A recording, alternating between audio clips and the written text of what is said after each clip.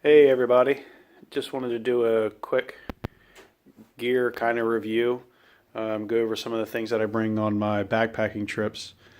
Um, I've been asked by several people about trips and what kind of things they might need. So I figured I'd make a little video and go over some of the things that I bring.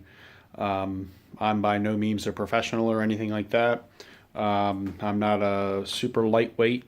I don't go for that. I just go for comfort and the minimal, I guess. I don't bring a lot of stuff. Um, so I guess I'll go ahead and start on this end. I use a Kelty 80 Coyote backpack. I really like this pack. It's got the cloud lock suspension system in the back, so this back can be adjusted. I have a short torso, so it's adjusted a little bit low. But this is a great pack. I've had it for a couple years. Lots of pockets.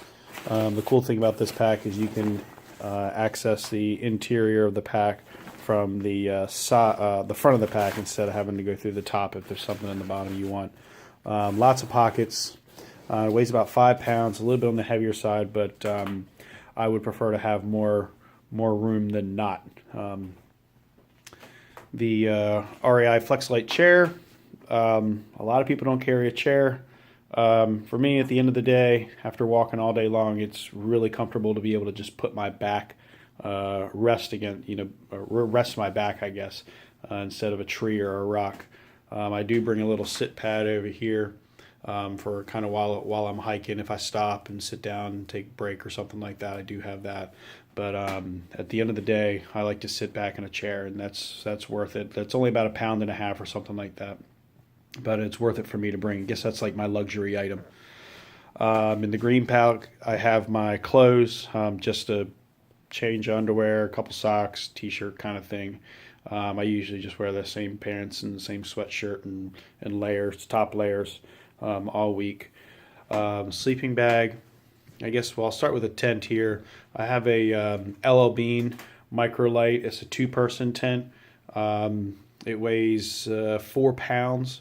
I think the one-person tent weighs like 2.5 pounds or something like that. I prefer to have the big tent. It's a freestanding tent. I say big, but two-person as opposed to one. It's a freestanding tent.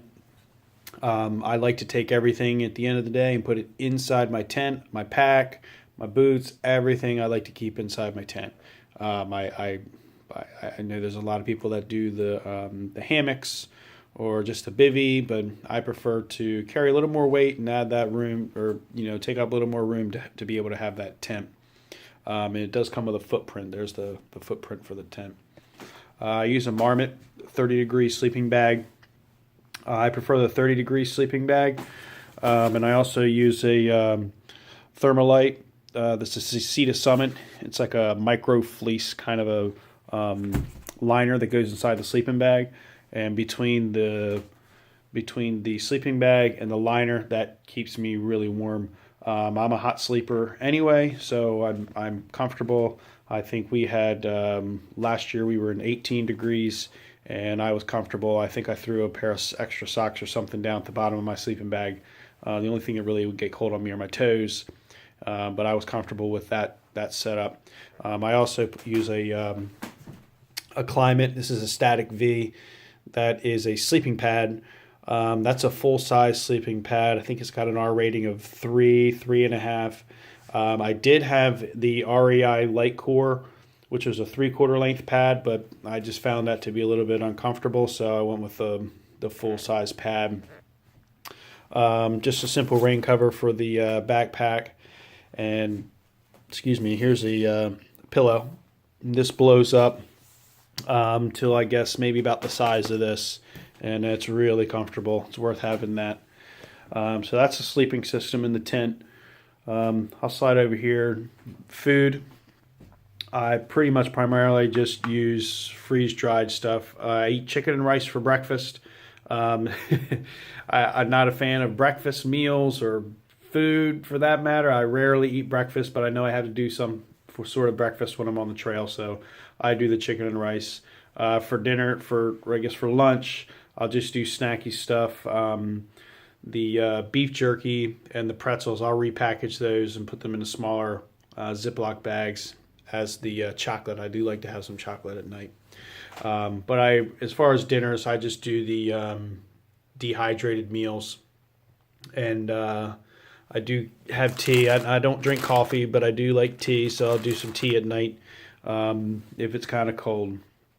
I do carry some hard cheese and summer sausage. It's in the refrigerator now, but I do carry that with me in the pack, and I kind of snack on that. But I don't do too much heavy eating, and what I do is, mostly dehydrated stuff. So in the yellow bag, this is my food bag. I take this bag, and that's what I carry my food in. And then at night, I have a, this is just a cord with a carabiner on it. It's a 50-foot cord, and I use this to hook onto the bag, and then I throw this over a tree just to keep the bears away. So this is basically my bear bag and my rope there to keep it tied up. Toilet paper, and my little trowel, and here are some wet wipes and my hand sanitizer. I just kind of stuffed it in there. Water. I use a mini Sawyer. This guy's really cool. It's the easiest thing and best thing out there, I think. I have this Hydro Pack, and I take this. I think this is 3 liters, and I use this take it down to the water source after I get set up camp or whatever, and I fill this up, and then I filter it into these platypus containers. I think each one is 1.5 liters or 2 liters. That's something that I do in the evening at nighttime. Fill this guy up, and then I always have 2 fresh waters on the side of my pack as I'm backpacking, and then I carry a water bottle as well that I drink out of during the day. So I'm always good, and I always know I have plenty of water. That's what I use for water. Coming down here, this is, I guess, my toiletry bag. Ibuprofen, Tylenol, Benadryl, some chapstick, some eye drops, that sort of thing. I've got some moleskin in here and contacts. Wet ones, these are great every night at the end of the night, or when I get into my tent before I get into the sleeping bag. I strip down. I don't care how cold it is, and I clean up with these guys. It just feels much better to get yourself cleaned up and wiped down. I do bring a fire starter log. Who knows if it's going to be wet or the condition of the wood out there wherever we're going. So I do bring that, and I do have a little knife in there. And some people may say it's cheating, but hey, it's the 21st century, and I'll bring in a starter log. I have this is, I guess, my junk drawer, my backup bin. Here's a backup stove, a little bit of duct tape, some cordage. This for the guidelines for the tent or any extra cordage and batteries for the headlamp. And this is the headlamp. I'm using a Black Diamond. And I also have this little light here. This thing is really light. It's got a little hook on the end of it. You can hang it, and it's really bright, really light. It only takes a couple AAA batteries. This compass and thermometer whistle deal, I keep that on my on the shoulder strap of my backpack while I'm hiking. So I've always got the compass and thermometer there. I kind of like that. This is what I'm going to use to charge my phone this weekend.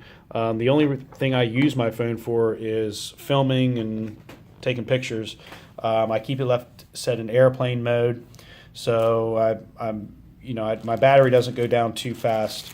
A lot of times I'll bring a solar charger, a solar panel, and I'll use that, but I don't think I'll need that this weekend. So I'm just going to bring this little power pack, and this actually will charge my phone.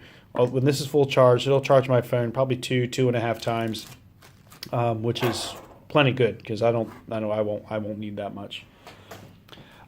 This is a little saw.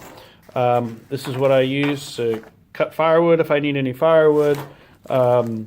I don't bring a machete or a hatchet or an axe. I guess I consider them a little too dangerous. There's too many ways that something could go wrong as far as hitting yourself or cutting yourself or the head of the axe going flying or something like that.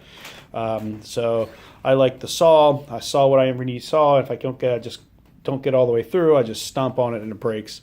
But I think that's a little safer, maybe a little lighter. And if you've chopped yourself with a machete more than once, you would start to use a saw too. And I also think at nighttime, if it's super cold, I'll break the saw out and do some sawing on some wood, and that'll warm me right up. So I'll go over here and I'll show you my cook system. So this is what I use to cook. I'll put this down here. This Sea to Summit spoon, super lightweight spoon. And this is the GSI Solo Minimalist pot. It's kind of a pain to get out of this bag. They say that it's the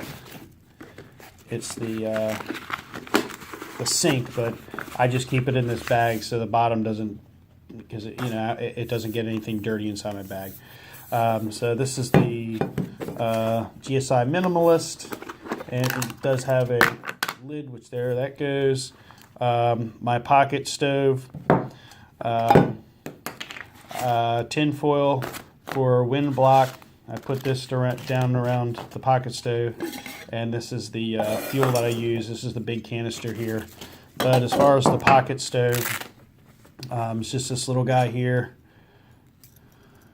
This opens up, screws on top of this canister like so, and boom, you're cooking. I'm not a fan of the stoves that have the lines in the fuel canister, the fuel lines and the priming and all that kind of stuff.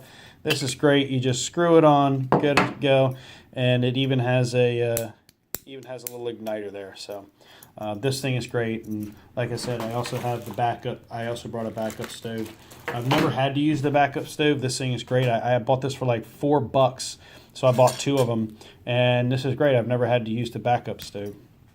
So that's pretty much it. That's what I'm bringing on my trip. This time. In the summertime, I'd probably bring a little bit. I might not bring this guy here, but yeah. So I just wanted to give you a little overview of the things I'm bringing. So thanks for watching, and see you later.